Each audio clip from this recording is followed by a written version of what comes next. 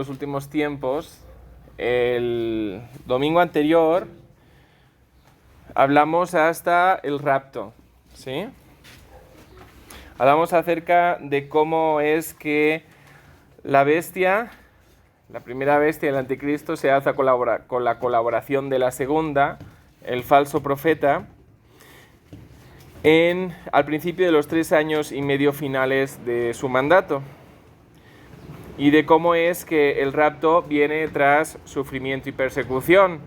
O sea, eso es sí o sí, ¿no? Y quien predique lo contrario, pues no está siendo preparado para los últimos tiempos. Por tanto, las cosas hay que hablarlas como son, porque los cristianos tienen que estar preparados, ¿sí? Para saber qué es lo que viene. Ok. Entonces, Apocalipsis 24 dice: y vi tronos, y se sentaron sobre ellos los que recibieron facultad de juzgar, y vi las almas de los decapitados por causa del testimonio de Jesús y por la palabra de Dios, los que no habían adorado a la bestia ni a su imagen, y que no recibieron la marca en sus frentes ni en sus manos, y vivieron y reinaron con Cristo 1000 años.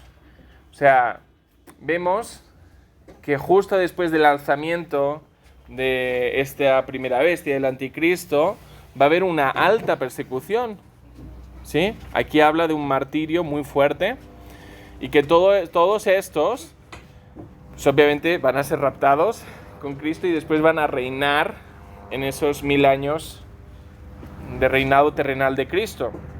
Pero también vimos cómo la iglesia sale victoriosa de todo esto. O sea, alguno diría, ay no, pero es que el sufrimiento, pues a quién le gusta, ¿no?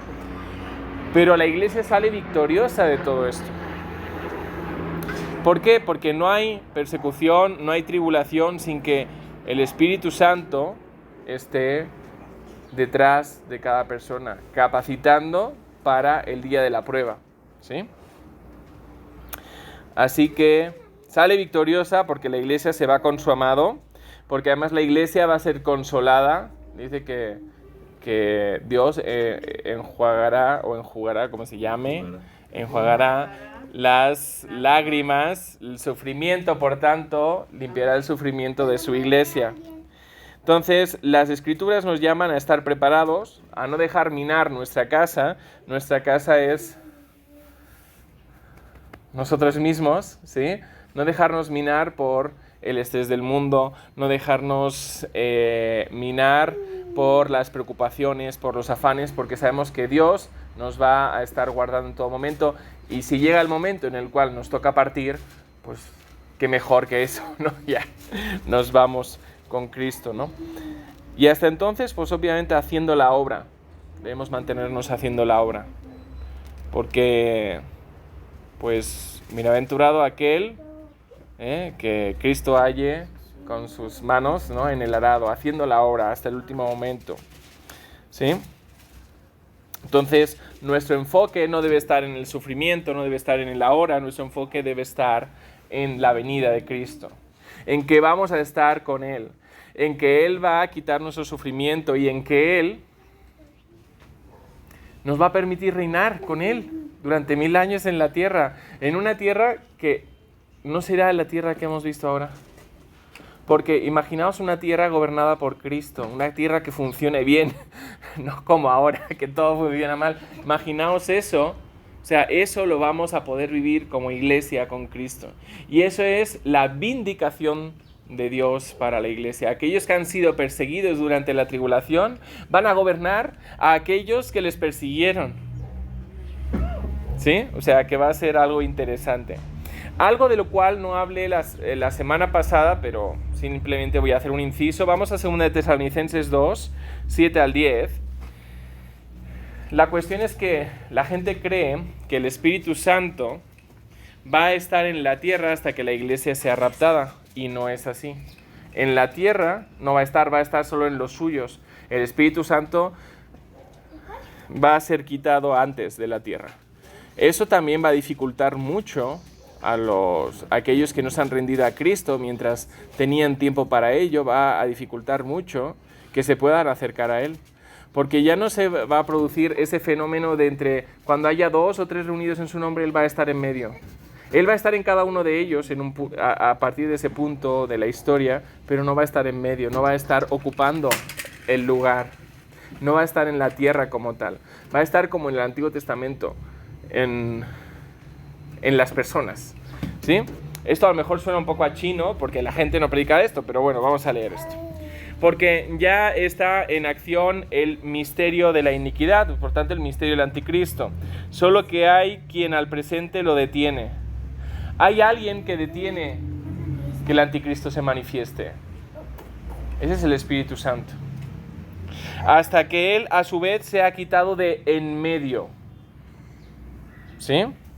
Y entonces se manifestará aquel inicuo, a quien el Señor matará con el espíritu de su boca y destruirá con el resplandor de su venida, inicuo cuyo advenimiento es por obra de Satanás, con gran poder y señales y prodigios mentirosos, y con todo engaño de iniquidad para los que se pierden, por cuanto no recibieron el amor de la verdad para ser salvos.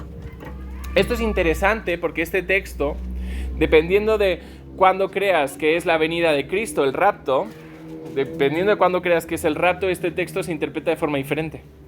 Claro, los que son pretribulacionistas entienden que como la iglesia se va antes de la tribulación, el Espíritu Santo se va con él y entonces se manifiesta el anticristo. Pero como hemos visto en Mateo 24 y Apocalipsis que no es así, tenemos que entender, a la luz de esos otros textos, debemos entender este texto. Y eso significa que el Espíritu Santo es quitado de la tierra antes. ¿Sí? Dejando ese paréntesis, que pues esto me lo dejé de hablar el otro día, ya había bastante de lo que hablar. Hoy vamos a hablar acerca de qué ocurre tras la séptima trompeta. La séptima trompeta es la que marca el rapto, ¿sí? Mientras, obviamente, se dan las bodas del Cordero. La iglesia es raptada, por tanto, ahí va a haber unas bodas en el cielo. Y mientras tanto, aquí pasan cosas. ¿Qué es lo que ocurre? Son las 7 copas de la ira o 7 plagas de la ira de Dios, ¿sí? Las 7 copas de la ira, y por eso también estamos seguros de que el rapto es antes de esto, porque los post-tribulacionistas piensan, no, pues incluso viviremos esto, pero es que no es así. Vamos a ver textos que van en contra niegan el post-tribulacionismo en cuanto a esto. Las 7 copas de la ira son para aquellos que han endurecido su corazón, para aquellos que no han querido escuchar la ley de Dios, para aquellos que están marcados, que sucumbieron al engaño de Satanás, ¿sí? Para aquellos que están descarriados, no estuvieron preparados, para esas 5 insensatas, ¿sí? Que dice, apartados, de nada os conozco, Y por tanto también es para la iglesia nominal. Para la iglesia verdadera no es, pero para la iglesia nominal, aquella que se llama pero no es, sí. Sí que vivirá estas copas de la ira. Primera Tesalonicenses 5:9 dice, porque no nos ha puesto Dios para ira, sino para alcanzar salvación por medio de nuestro Señor Jesucristo. No nos ha puesto Dios para ira. La ira no es para la iglesia. ¿Sí? Por tanto, esto no lo va a vivir la iglesia. Romanos 2, 5 al 8 dice, pero por tu dureza y por tu corazón no arrepentido atesoras para ti mismo ira para el día de la ira y de la revelación del justo juicio de Dios, el cual pagará a cada uno conforme a sus obras. Claro, las copas de la ira de Dios son las primicias de Dios para los perdidos, para aquellos que van al infierno. Las copas de la ira son las primicias de lo que van a vivir por la eternidad, ¿sí? Un fuego que no se apaga, sufrimiento que no se consume, ¿sí? Efesios 5, 6 al 7, eso lo leímos cuando hablamos acerca de cómo vivir en estos tiempos, fue en la serie anterior. Dice, nadie os engañe con palabras vanas, porque por estas cosas viene la ira de Dios sobre los hijos de desobediencia. ¿Cuáles son los que reciben la ira de Dios? No la iglesia, los hijos de desobediencia. Colosenses 3, versículo 2 al 6, pero vamos a leer 2, 5 y 6 solamente. Dice, poned la mira en las cosas de arriba, no en las de la tierra. Haced morir, pues, lo terrenal en vosotros, fornicación, impureza, pasiones desordenadas, malos deseos y avaricia, que es idolatría. Es poner cosas delante de Dios, cosas que amamos más que a Dios. Cosas por las cuales, Colosenses 3, 6, la ira de Dios viene sobre los hijos de desobediencia. Una vez más, la desobediencia y la ira van juntos. La iglesia no puede recibir, la iglesia verdadera, la iglesia de Cristo, aquella que obedece y que responde al llamado a cumplir la voluntad de Dios, no puede ser receptora de esa ira, ¿sí? Entonces, estas 7 copas de la ira afectarán a las personas marcadas. Esa es la primera copa. Úlceras malignas para aquellos que tenían la marca de la bestia. Eso se ve en Apocalipsis 16, en el versículo 2, por si estáis anotando. Apocalipsis 16, 2. Se ve ahí. La segunda copa afecta al mar. La tercera copa, todo es en el capítulo 16, afecta a los ríos. La cuarta copa afecta también a los humanos. El sol será capaz de quemar. Y si habla de quemar, que hoy en día pues ya quema bastante, imaginaos lo que sería quemar, ¿no? Vale. La quinta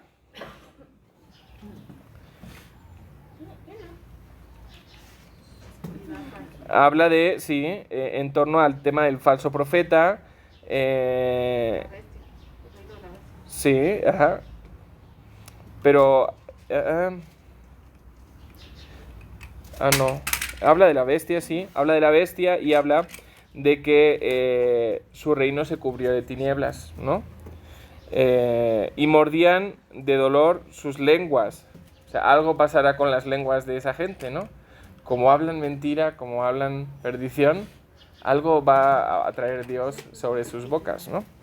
La sexta habla de que el río Éufrates, que separa el Oriente Medio más occidental del Oriente Medio del Oriente menos occidental y menos, digamos, democrático, aunque ninguno son democráticos por lo general, pero él todavía es menos democrático, habla de que se secaría.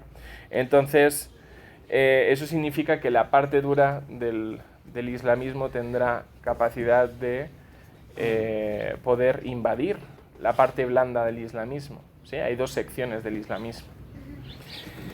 Entonces, en ese momento, en esa sexta copa de la ira, se prepara el Armagedón, empiezan a ver esas estrategias de Satanás y del anticristo y del falso profeta, que eso se ve en Apocalipsis 16, 13. Se empiezan a dar esas estrategias, ¿para qué? Para pelear contra el Cordero, para pelear contra Cristo, y dice, y el Cordero los vencerá en Apocalipsis 17, 14. Pero todavía no es eso. Y entonces llega la séptima copa de la ira. Un terremoto tan grande cual no lo hubo jamás. Esto dice lo mexicano, ¿no? Un terremoto tan grande cual no lo hubo jamás. Puede ser que ya se salga hasta de la escala de Richter, ya. Algo realmente desastroso. Dice, y la gran ciudad, haciendo mención a Roma, al Vaticano, fue dividida en 3 partes. Y las ciudades de las naciones cayeron. Las ciudades cayeron. Claro, las grandes construcciones, todo lo que el hombre ha levantado, cae en esta séptima copa de la ira. Y lo que dice ahí es que caería un enorme granizo como del peso de un talento. Un talento pesaba 34 kilos. Imaginaos qué pedazo de granizo tiene que ser para que pese 34 kilos. ¿No? Entonces, no, si ni siquiera un pavo de 12 kilos lo que... 3 cuartos de bulto de cemento. Lo que... Sí, pues es un montón. O sea, algo tremendo, ¿no? Entonces, en medio de esta séptima copa de la ira de Dios, se destruye la gran ramera, Babilonia la Grande. La gran ramera está simbolizada principalmente por Roma, ¿sí? Pero la gran ramera no es solo Roma. La gran ramera es también todos aquellos que entraron en sus fornicaciones. ¿Qué son sus fornicaciones? La fornicación espiritual es todo lo contrario a la santidad, ¿sí? A la verdad, a la justicia, al bien. Todos aquellos que entraron en esos juegos, pues van a ser destruidos en ese momento, ¿sí? Lo que dice la Biblia es que esta gran ciudad, esta gran ramera, Babilonia la Grande, es la que martiriza a la iglesia y que es también la que va a martirizar a los dos testigos que hablamos el otro día, esos dos testigos que son enviados por Dios, esos dos testigos que no murieron, ¿no? Enoc y Elías, no murieron, y como todo hombre tiene que morir, entonces vienen para cumplir una función, ¿no? Y se les da poder para defenderse y ya cuando cumplen su obra, cuando cumplen su cometido, entonces ya ellos se entregan a muerte, ¿sí? No es que el enemigo pueda vencerlos, es que una vez ya ellos han cumplido su cometido, ya solo se entregan a la muerte, a que realmente les puedan matar, pero no es porque el enemigo tenga ningún poder sobre ellos, ¿sí? Obviamente el enemigo lo venderá como eso, ¿no? Como un ejercicio, una muestra de músculo, de decir, ¿ves? Yo puedo, pero no es eso, ¿no? Y claro, y por eso es que cae esa destrucción sobre esa gran ramera. Dice que esa gran ramera, en Apocalipsis 18:24, en ella se halló la sangre de los profetas y de los santos, y de todos los que han sido muertos en la tierra. ¿Por qué de todos los que han sido muertos en la tierra? Vamos a ver. Primero, podemos hablar de la Santa Inquisición, ¿sí? De cómo la Santa Inquisición se usó para matar a la iglesia verdadera, aquella que no se sujetaba a la ramera, ¿sí?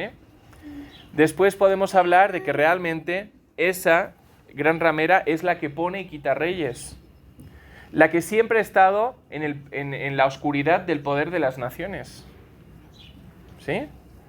Y por tanto, Dios la hace responsable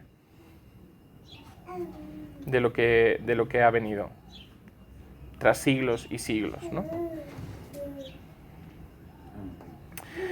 Dice, obviamente en la Biblia, pues eso, que cuando terminen esa labor, estos dos testigos, pues se entregarán, ¿no? También, y serán expuestos en esa gran ciudad. Esa gran ciudad que describe que es Babilonia, que describe que es la reina, la que reina sobre los reyes de la tierra, la que quita y pone reyes. ¿Quién nombra a los reyes? Claro, aquí a lo mejor no lo habéis televisado tanto, ¿no? Pero en Europa, que tenemos reyes, las ceremonias para tomar el poder del reinado, que eso no tiene ninguna lógica, ¿no? Pero pasa así, ¿no? Las hace la Iglesia Católica, ¿sí? Dice, la que se viste de púrpura y escarlata, los colores, ¿no? De los cardenales y de todos esos altos cargos. Y se adorna, y si no, pues en el Vaticano se puede ir a ver todo esto, y se adorna de oro, piedras preciosas y perlas, ¿sí? Eso lo dice, todo esto lo dice en el capítulo 17 y en el capítulo 18. Lo dice en el 17 versículo 18 y en el 18 versículo 16. Esta gran ramera está vinculada al Vaticano y sus fornicaciones. Dice que la gran ramera está sentada sobre una bestia escarlata, ¿sí? Claro, una de las dos bestias, el falso profeta, con un poder, llamémosle religioso y falso y demoníaco, pues es una de las que está sentado ahí, ¿no? De hecho, veíamos el otro día que gobernaban a la par las dos bestias. ¿Por qué? Porque uno, el anticristo, llevará el poder civil, militar, etc. Y el otro llevará el poder religioso, ¿sí? Dice que esta gran ramera está ebria de la sangre de los santos y de los mártires. Y está sentada sobre muchas aguas. Esto es interesante, sobre muchas aguas. Aquí las aguas tienen un sentido literal y un sentido figurado, ¿vale? Porque el sentido figurado es que son muchas gentes sobre las que tienen control, ¿no? Pero había un sentido real, porque Roma eran 7 montañas, con aguas entre ellas. Era algo a lo mejor bastante parecido aquí aunque no era tierra, era montaña, ¿no? Era piedra. Algo a lo mejor parecido a Ciudad de México en aquel entonces, ¿no? Algo así, o sea, en el sentido de que había agua entre todos esos terrenos, ¿sí? Y cada montaña tenía un rey, entonces se hizo una liga, y entonces se levantó solo un rey entre los 7. Pero es un lugar donde hay muchas aguas. El Imperio Romano lo que hizo fue secar las aguas de ahí, que es el Vesubio, y apartar el río de su cauce natural. Pero esa es tierra de muchas aguas también, de forma literal. ¿Sí? Parte de esa gran ramera es la iglesia de Tiatira, a la que se escribe en Apocalipsis 2, 18 al 19. En el mensaje de la iglesia a Tiatira, esos mensajes a las iglesias que recibió y escribió Juan en Apocalipsis, habla de esta iglesia de Tiatira como que es una iglesia que tolera a Jezabel. ¿Sí? Es una iglesia que tolera la fornicación, que tolera la manipulación, que tolera que entre la perdición dentro de la iglesia, ¿sí? Que no quiere arrepentirse de su fornicación. Es una iglesia fornicadora espiritualmente. A ver si se van a chuchurrir los chocolates con el sol. Dice que entonces, he aquí, dice, yo la arrojo en gran tribulación a los que con ella adulteran. O sea, la gran ramera y todas aquellas que forniquen con ella están representadas en este mensaje a Tiatira. Por eso, antes de estos juicios y tal, antes incluso del rapto, Dios está llamando a la iglesia, a su iglesia, aquella que tiene un corazón conforme al de él: salid de ella, pueblo mío, y no participéis de sus fornicaciones. ¿Os acordáis cuando hablamos en Efesios 5, acerca del participar? Había 2 formas de participar en el original, en ese capítulo, en Efesios 5. Había un participar activamente en un pecado, y había otro participar que era participar a través del silencio, por no denunciar la mentira. Entonces, ese es el tipo de participación de aquellos que serán receptores de esa ira de Dios, ¿sí? Aquellos que están participando y que no están practicando lo de Efesios 5, versículo 1, imitadores de Cristo, mimetes, ser miméticos, tan parecidos a Cristo que la gente no encuentre la diferencia en nosotros con Cristo. Igual que no se encontraba en los apóstoles, ¿no? Decía, oye, pues hablan que parecen eruditos, ¿no? Y se nota que han estado con Cristo. O sea, ese tipo de mimetismo, ¿sí? Entonces, ¿quién va a destruir esa gran ramera? ¿Va a ser el terremoto ese súper grande o no? No, van a ser los 10 cuernitos. Los 10 poderes que le darán el poder al anticristo aborrecerán a la gran ramera. Apocalipsis 17, 16 al 18 dice: y los 10 cuernos que viste en la bestia, estos aborrecerán a la ramera y la dejarán desolada y desnuda. ¿Eso qué significa? Que ventilarán todas sus vergüenzas, todos sus pecados, toda la inmundicia que tienen guardada, la ventilarán para desprestigiarla y para que la gente diga, ay no, pues hay que destruirla. ¿Sí? Y devorarán sus carnes y la quemarán con fuego.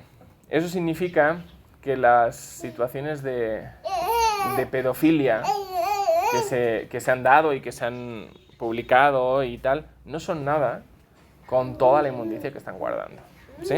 Y dice, porque Dios ha puesto en sus corazones el ejecutar lo que él quiso. Ponerse de acuerdo y dar su reino a la bestia, hasta que se cumplan las palabras de Dios. Y la mujer que has visto es la gran ciudad que reina sobre los reyes de la tierra. Esta es la que va a ser destruida.